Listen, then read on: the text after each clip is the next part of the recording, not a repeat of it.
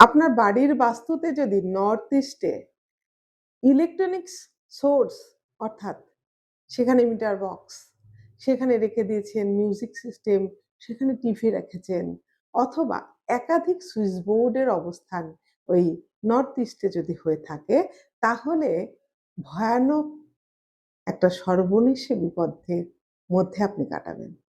যাদের আছে তারা অলরেডি ফিল করতে শুরু করেছে।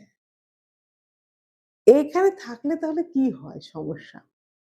এখানে যদি আপনার ইলেকট্রনিক্স জিনিস বেশি হয়ে যায়, এখান থেকে ইলেকট্রিক সাপ্লাই হয়, তাহলে যেটা সমস্যা হবে, এই বাড়ির প্রতিটি মেম্বারের নিউরোলজিক্যাল ডিসঅর্ডার অর্থাৎ নার্ভের বিভিন্ন ধরনের রোগ কিন্তু একের পর এক হতে থাকবে। প্রতিটা সদস্যেরই পরপর কিন্তু নার্ভের সমস্যা হতে থাকবে এই ধরনের বাড়িতে। আপার আপার বডিতে পেইন হতে পারে, সেটা শোল্ডার পেইন হতে পারে, কাঁধে ব্যথা হচ্ছে, হতে পারে শিরদাঁড়ার ব্যথা হচ্ছে। এইগুলো কিন্তু আপনার কন্টিনিউ চলতে থাকবে। যতই ওষুধ খান, যতই ডাক্তার দেখান, ব্যথা কিন্তু কমবে না, সেটা কিন্তু বাড়তে থাকবে।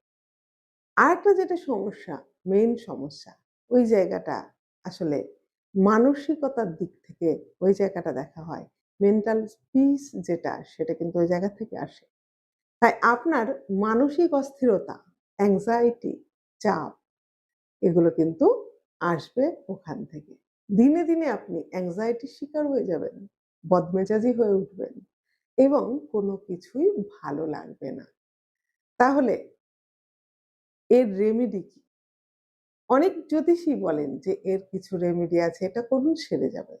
কিন্তু আমি বলব, জ্যোতিষ মতে উত্তর-পূর্ব কোণে কোনো ভুল বাস্তুর রেমেডি হয় না।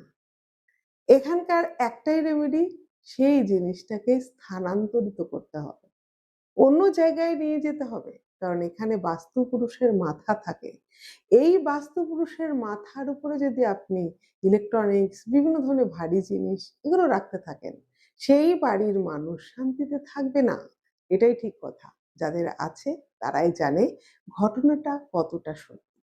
যাই হোক, যদি আপনার বাড়িতেও থাকে এবং বুঝতে পারছেন না কেন সকলের নার্ভের সমস্যা হচ্ছে, ডাক্তার দেখাচ্ছেন সারছে না, আপনি ইলেকট্রনিক্স জিনিসগুলোকে সরিয়ে ফেলুন, কিওর হয়ে যাবে রোগ।